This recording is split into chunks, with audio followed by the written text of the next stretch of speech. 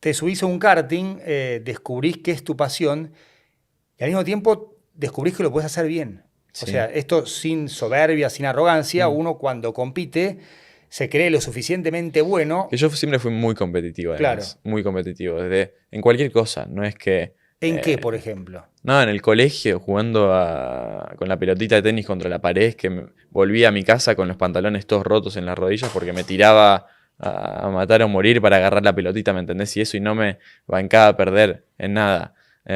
¿Y qué hacías cuando perdías? ¿Llorabas? No, no Pero yo lloraba, sí, pero no ¿eh? lloraba, Yo de pero chico lloraba cuando no lloraba, perdía. pero me agarraba un mal humor que no me podían ni tocar así en el hombro porque No. lo sacaba. O sea, no te gustaba la derrota, no convivías con la No, derrota, no, o no, no, sea. de a poco empecé, obviamente, a mejorar en eso, porque al principio, por ejemplo, manejando tomaba muchos riesgos o era muy agresivo en momentos que no tenía que serlo. Y nada, con mi psicólogo, con Gustavo Ruiz, que es un psicólogo deportivo muy profesional, que al final vengo trabajando con él desde que tenía 12 años más o menos. em, Me hizo crecer un montón como Claro. piloto, como deportista, como persona. Y nada, la verdad que sí que me ayudó mucho en nada para ser el que soy hoy. Y cambié mucho en ese aspecto, ¿no? También porque hay que ser mucho más frío, no hay que ser tan latino como dicen algunos y un poco más frío, un poco más europeo Claro. capaz, que a mí me costó mucho ser así, pero bueno, de a poco obviamente te das cuenta que para llegar al nivel de profesionalidad que tienen los mejores hay que cambiar un poco en ese aspecto también. ¿Cuándo te diste cuenta de que eras bueno y que realmente esta no solo era tu pasión, sino tu manera de ganarte el pan, por decirlo de alguna forma, tu carrera? Em, yo, o sea, siempre me levantaba los domingos muy temprano a ver la Fórmula Uno. Después, durante la semana, me quedaba mirando las carreras, las repeticiones y demás. Y amaba eso, ¿no? Era Claro. como mi pasatiempo ver las onboards, ver las cámaras a bordo de los autos de carrera, de los Fórmula Uno. Era como para mí eh, realmente lo que hacía en vez de estudiar, ¿viste? Cuando me abría los libros, me ponía el teléfono y empezaba a ver eso. Em, y al final ver que empecé a ganar carreras, a ser bueno, porque ok, empecé a viajar a Europa a correr.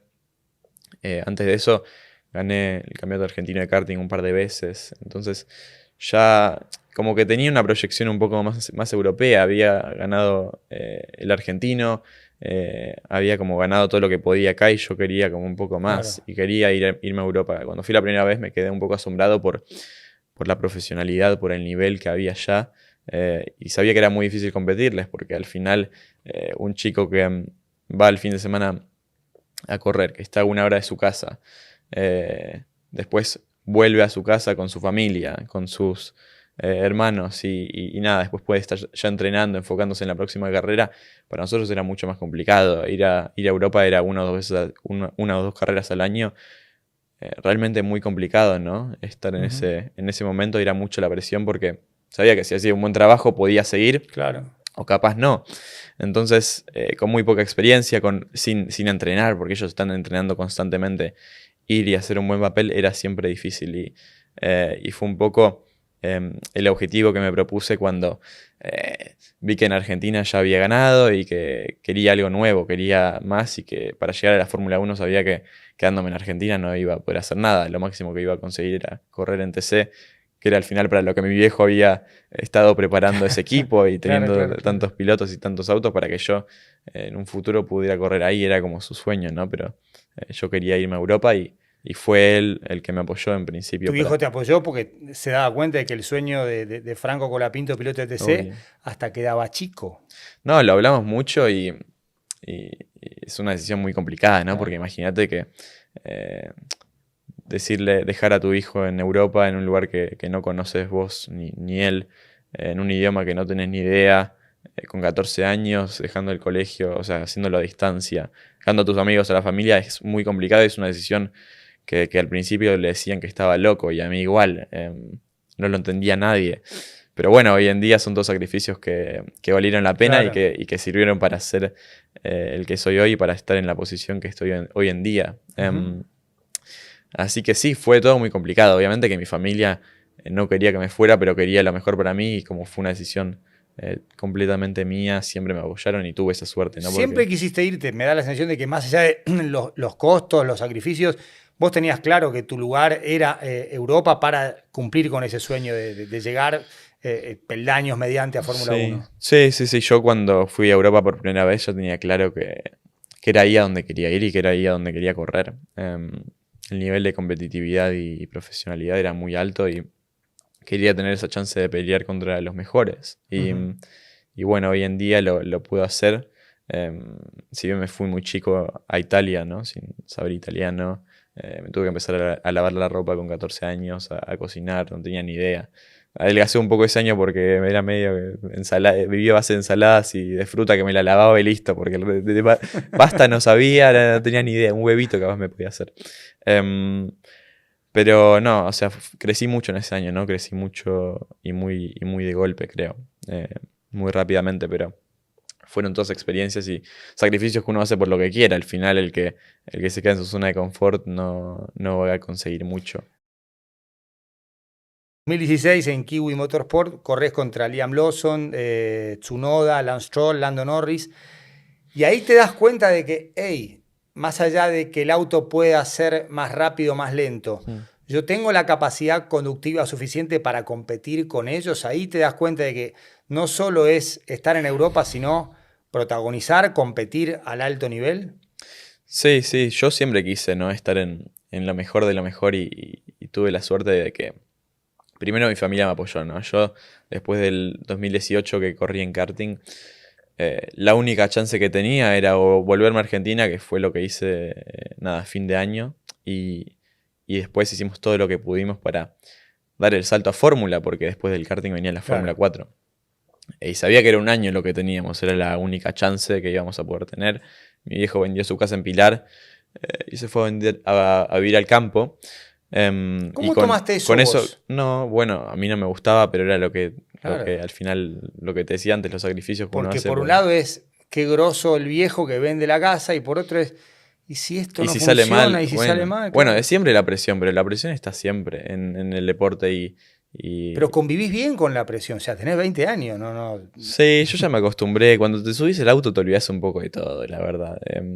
Si bien quedan cosas en la cabeza, te enfocas en lo que tenés que hacer y cuando estás realmente muy concentrado, esa presión se va un poco. Obviamente que en los malos momentos vuelve todas esas emociones compartidas, ¿no? De uy, y esto y lo otro. Cuando va todo bien es muy fácil. Mi primer año en la Fórmula 4 gané todo, gané creo que 11 carreras de 21, gané el campeonato. em, y fue eso obviamente lo que me salvó para que yo pueda seguir en Claro. Europa, porque mi viejo no me podía aguantar otro año más. Fue ese año que me hice un poco conocido en el ámbito europeo y me dio la chance el año siguiente para seguir corriendo. Me encontraron mis managers de hoy en día, María Jamie, que María está acá, es Está acá, sí, española, y Jamie, que es inglés. Y son dos personas al final que hicieron mucho por mí, Claro. al igual que mi viejo, ¿no? Sin ellos no hubiera podido correr el año siguiente o no estaría pudiendo correr este año, por ejemplo. Estaría en Argentina seguramente. Consiguieron un montón de sponsors, consiguieron todo lo necesario para que yo pueda correr y siempre tomaron las mejores decisiones con muy poco o nada de presupuesto. Claro. Siempre al final encontraron ese dinero y esa forma de que yo corriera en Europa. Y un poco mi sueño, lo que yo y María y Jamie nos planteamos como objetivo fue tratemos de conseguir esto de nuestro país, porque creo que estaría buenísimo, ¿no? Que nos pueda apoyar Argentina, Claro. porque al final estoy representando al país muy cerca de la Fórmula 1 y creo que tener ese auto tan argentino lleno de empresas y de colores argentinos era un poco como mi sueño, ¿no? Para el futuro y por suerte de a poco se fue dando. Sí, hace poquito creo que Martín Migoya de Globan hasta involucró a Bizarrap con el famoso hashtag Franco a la F2, YPF también, o sea, empieza a tener color celeste y blanco, digamos, tu carrera. Eso es lo que yo quería un poco, ¿no? Y fueron ellos los que me bancaron tanto, ¿no? Mis managers, y tantos años que me hicieron correr en lugares impensados, ¿no? Sin presupuesto. Corrí Le Mans con 18 años, fui el más joven, o 17 años creo que tenía, el más joven en debutar en las 24 Sí. horas de Le Mans en el MP2, Además terminaron sin un séptimos, peso. con Rusinov Sí, y estábamos De Vries. peleando por la carrera y nos chocaron, eso no importa, pero fue al final una experiencia única para un chico que sin presupuesto es algo realmente impresionante llegar a eso. Y eso fue obviamente mérito de todo el trabajo que hicieron y el sacrificio de mis managers para ponerme ahí. Todas esas mentiras que decían a veces para hacerme ver que era bueno cuando no era tanto. Pero pero- había ganado 11 carreras en la Fórmula Sí, 4 sí, el sí, año sí, acá. pero bueno, al final siempre exageraban todo un poquito. Pero bueno, me hacían ver muy bien, por suerte, y la verdad que hicieron un trabajo increíble, ¿no? Para eh, hacer que yo corriera año tras año, porque era de verdad muy, muy difícil y capaz hasta enero yo no sabía si iba a estar arriba de un Claro. auto y corría sabiendo que capaz era la última carrera, porque no teníamos el presupuesto para la carrera siguiente. La época del COVID fue muy difícil y Eso te iba a preguntar por la pandemia, porque sí, más allá de que, por supuesto, hay otros parámetros para tener en cuenta la dimensión, el impacto de lo que fue el COVID, no. se cerró el deporte profesional, se cerraron los Yo en la autódromos. pandemia no iba a correr prácticamente. Después de eso, cuando empezó el campeonato de la Fórmula Renault, que era el campeonato que seguía en el 2020, después de esto de Nueva Zelanda, de lo de Lawson y Tsunoda, fue al final muy difícil para nosotros. No teníamos Claro. cero presupuesto, no había apoyo. Y me subieron a un auto una carrera de suerte. Yo estaba acá en Argentina y volé justamente 2 días antes de la carrera o algo así. Y gané ese fin de semana. Entonces fue un poco como... A mí la presión no me molesta. O sea, nadie está cómodo con la presión, pero hay que convivir Ahora, con eso. Y te ayuda al final a enfocarte un poquito más y a tomar esos riesgos extra que capaz toma un latino porque claro, pero, es a tan ver, difícil llegar. yo entiendo que naturalices algo que para vos es normal, natural, que es llegar 2 días antes de la carrera y ganar. Hmm. Pero no es normal. O sea, los No, pilotos se entrenan, hacen reconocimiento de circuito, preparan la carrera, preparan el mes, preparan la temporada, y vos llegás 2 días antes, te subís al auto, pim, pim, pim, y ganás. por O eso es sea, tan difícil ser latinoamericano y estar acá, ¿no? Obviamente que estamos muy lejos en cuanto a profesionalidad y muy lejos en cuanto a distancia. O sea, yo tenía muy pocas oportunidades cuando un europeo tiene muchas más. Entonces, eso uno lo sabe y hoy en día nos estamos acomodando mucho mejor, pero al principio fue muy complicado y por suerte tuve nada, a ellos que me apoyaron tanto, porque si no, estoy seguro que estaría corriendo en TC hoy en día. Y nada, hicimos un montón de locuras para llevarme en COVID con el pasaporte argentino, no me dejaban viajar. Fue una cosa de locos, ¿no? Todo lo que vivimos juntos y son para mí mi familia europea, mi familia de las carreras.